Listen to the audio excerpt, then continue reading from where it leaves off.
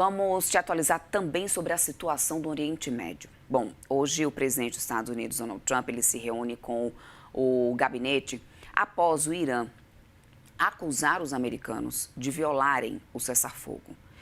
Esse encontro acontece após ataques israelenses no Líbano deixarem mais de 30 mortos, marcando um dos dias mais mortais desde o início do cessar-fogo. A gente vai conversar agora com o nosso analista sênior de internacional, Américo Martins, sobre esse assunto. Américo, que vai nos contar sobre todos os últimos impasses sobre isso, porque a gente também tem a situação naquela outra frente de Israel com o Líbano, né, Américo? Como que está essa situação no Líbano? Isso pode acabar impactando ainda mais as negociações, porque Israel aumentou o tom, né, para o Hezbollah, ao mesmo tempo que a gente também teve ataques ali no sul do Irã.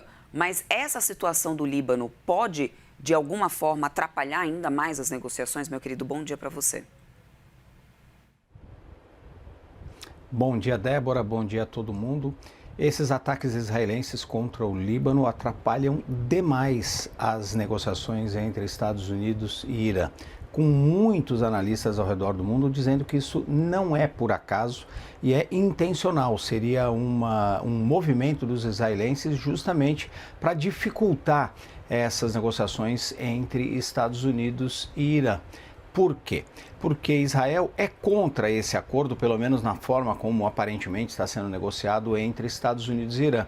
O governo israelense diz que as suas principais preocupações não estão sendo endereçadas nessas negociações, especialmente com relação à possibilidade do Irã manter o seu arsenal militar e especialmente com relação às dúvidas sobre a possibilidade do Irã no futuro voltar a tentar criar uma bomba nuclear. Pelo lado israelense, eles preferiam nenhum acordo e a volta da guerra. Até porque o lado israelense acredita que o trabalho não foi concluído, que eles gostariam de continuar atacando o Irã para enfraquecer ainda mais a sua liderança política e a sua estrutura militar. Em algumas posições do governo israelense, eles acreditam até na possibilidade da queda do regime, o que é muito difícil no Irã. Mas a realidade é que o Israel não está satisfeito com esse acordo, gostaria de voltar os seus ataques contra o Irã. E, ao mesmo tempo, Débora, o Hezbollah continua atacando as cidades ao norte de Israel, utilizando drones, muitas vezes drones que usam, inclusive, de sistemas que são difíceis dos israelenses controlarem ou tentarem derrubá-los com interferência de rádio. Então, o Hezbollah continua atacando o norte de Israel e Israel resolveu que era o momento de responder com força, até, claro, por conta do avanço das negociações entre Estados Unidos e Israel. E ontem nós tivemos um dos dias mais sangrentos no Líbano desde o início do cessar-fogo entre o Hezbollah e as forças de defesa de Israel. Pelo menos 31 pessoas morreram e 40 ficaram feridas, inclusive muitos civis, segundo o Ministério da Saúde do Líbano. Esse cessar-fogo entre o Hezbollah e Israel tem sido ignorado, tem sido desrespeitado pelos dois lados praticamente todos os dias.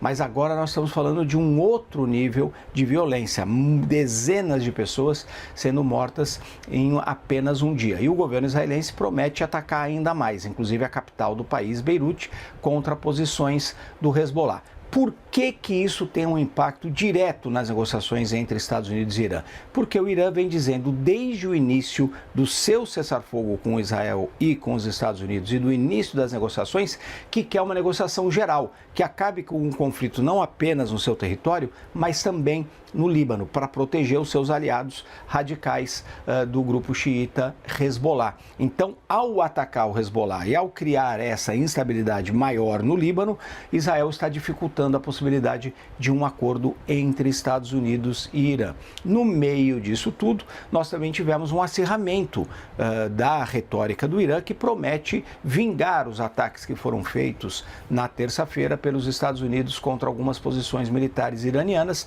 e contra alguns barcos no Estreito de Hormuz. O presidente Donald Trump resolveu, em meio a tudo isso e acreditando que está chegando próximo de um acordo com o Irã, convocar essa reunião ministerial. Seus principais auxiliares auxiliares vão se reunir com ele na Casa Branca para discutir os impactos da guerra nos Estados Unidos e as possibilidades desse acordo com o Irã.